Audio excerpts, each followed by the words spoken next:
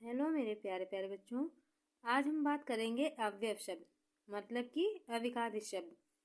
अव्यव अविकारी शब्द होते हैं। अविकारी अर्थात जिनमें कोई विकार या परिवर्तन ना हो।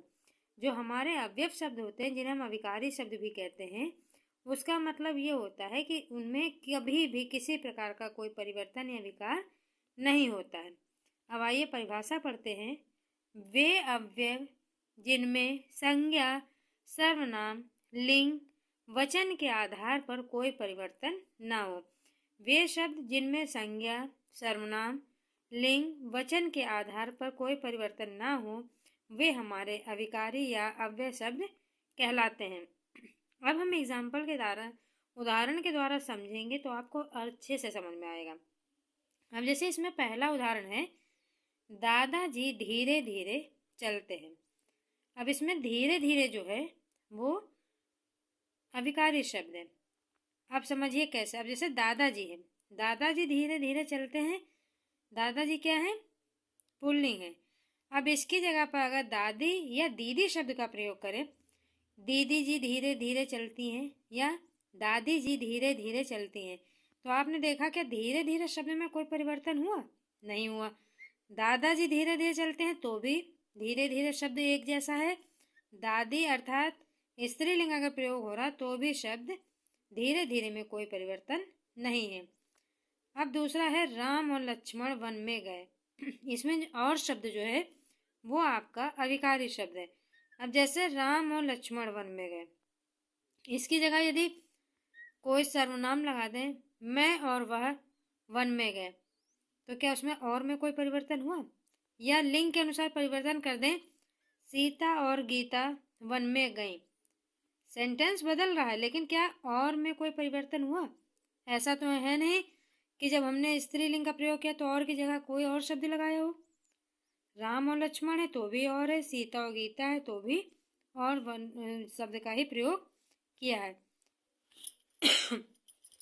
तीसरा हमारा है, वह प्रतिदिन व्यायाम करता है। अब यहाँ पे जो प्रतिदिन शब्द है वो आपका अविकारी है।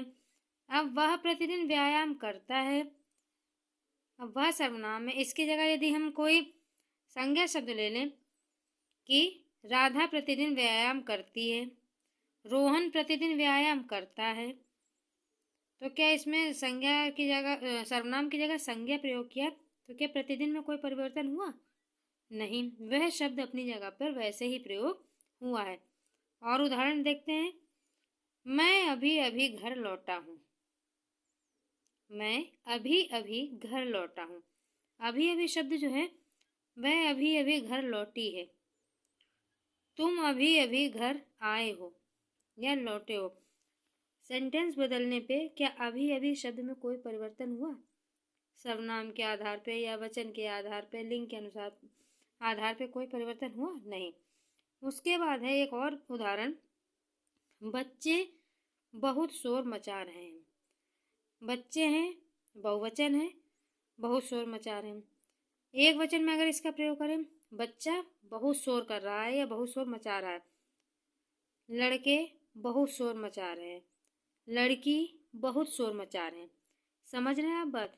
मतलब यहाँ पे लिंग और वचन के अनुसार मैंने बदला।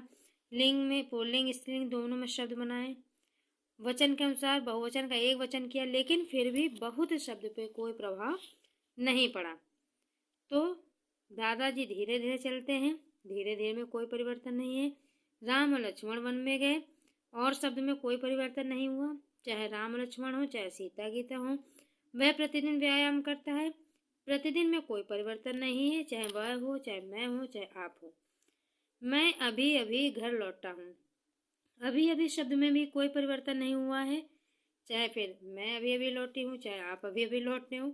अभी अभी अपनी जगह पर वही है।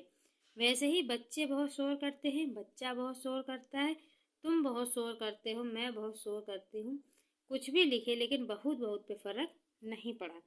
तो धीरे धीरे और प्रतिदिन, अभी अभी और बहुत, ये शब्द हमारे कौन से शब्द हो गए हैं? अविकारी शब्द, जिनमें संज्ञा, सर्वनाम, लिंग और वचन परिवर्तित होने पर भी कोई परिवर्तन नहीं हुआ है। अब आइए इनके भेद जान लेते हैं। अव्यय के या विकारी शब्द के 5 भेद होते हैं। पहला क्रिया विशेषण, दूसरा संबंध बोधक, तीसरा समुच्चय बोधक, चौथा विस्मयादि बोधक और सबसे अंतिम निपात। कल हम जानेंगे इनके बारे में डिटेल से। उम्मीद करती हूँ आज आपको अविकारी शब्द अच्छे से समझ में आ गया हो। यदि कोई डाउट हो तो प्लीज़ कमेंट करके ज़रूर पूछिएगा। मिलते हैं कल दूसरे वीडियो के साथ। तब तक के लिए बाय बाय।